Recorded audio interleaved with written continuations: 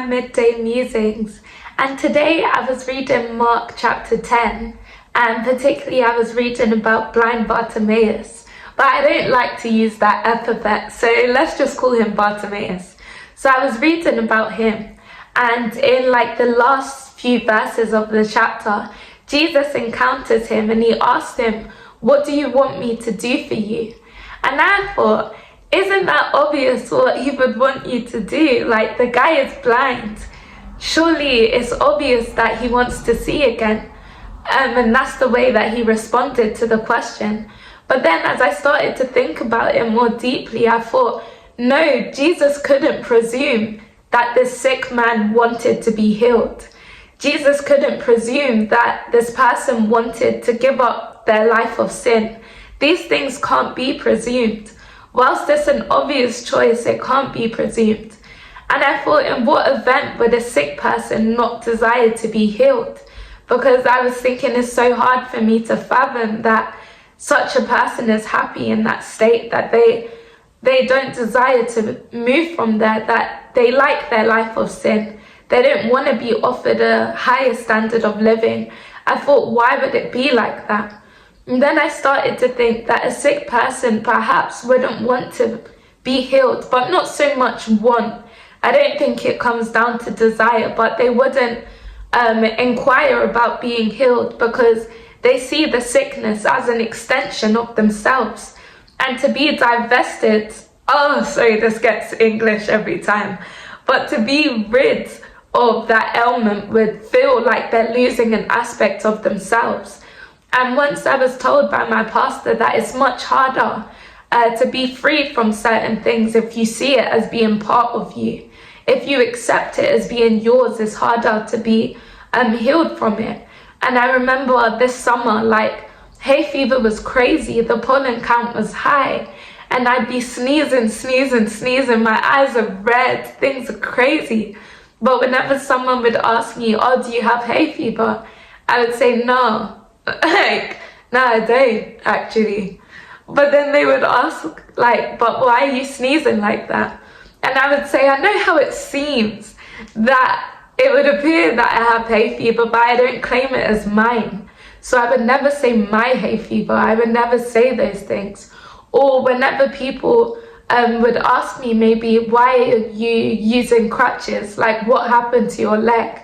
I would quite unhelpfully answer, "Oh no, nothing. Nothing happened to my leg."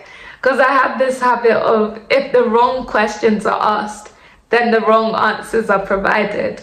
And genuinely nothing happened to my leg, so that's the answer I would give.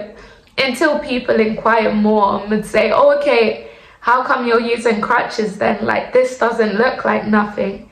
And then I would always explain, "Oh no, I was diagnosed with MS." But I would never ever say I have MS, or my MS, or my disability, or my condition, because I said it's not mine. It doesn't even look like me. It doesn't sound like me. But it took months to reach that stage, because for ages I would say my condition, because my doctors would ask me, "How is your condition?" And so I would accept it as mine. I would be asked questions like, "How does your disability affect you?" And so instinctively I would respond by explaining, until I realized that no, this is just common parlance in the medical field. This is the way they talk because this is the way they've been taught to speak. But I said I don't then have to accept it. In the same way that Bartimaeus, he asked that, "No, I want to be healed from this ailment. Like, I don't accept it as mine. It's not an extension of who I am." Whereas if he saw it as an extension of who he was, he may have said to Jesus, "Oh, just give me my money. I just want money," or "I just want food," or "I want a place to live." He would have beat around the bush of what his real desire was, which was to be healed. And I think sometimes we can do that to God, that, "No, God, I want to be rid of this thing," but instead we dress it up as something else. It's like going to the hospital and you have a serious throat infection, but you don't want to say it, and so you just say, Oh yeah, my finger, my finger is hurting me. It would take so much longer to diagnose what the issue is because you're not being transparent. But I just felt so encouraged that always be transparent with God, that know what do you want? Like, what do you want God to do for you? Because he can do it. And I started to think that even when Bartimaeus responded, I want to see again, Jesus said, your faith has made you whole. But I thought, how? Because he did, like, how was that an expression of faith? But I thought even your request for certain things expresses your faith, that no, you believe Jesus can do it. So I would never say to a 5-year-old, I want £5,000, even if they ask me, what do you want?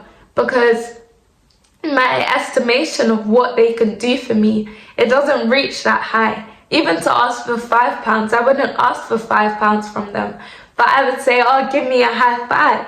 Because in my head, they're capable of giving me a high five. Maybe that's all they're capable of giving me. But to ask King Charles, I would ask him for so much more than 5,000, because I know that it's within his ability to do that. And so when Bartimaeus was asked, what do you want? He said, I want to see again. And that was an expression of faith that, no, Jesus, I believe you can do it. I know you can do it. And so I'm not going to ask for anything less, because I know you can do exceedingly abundantly above all that I ask or think. And so I just thought, wow.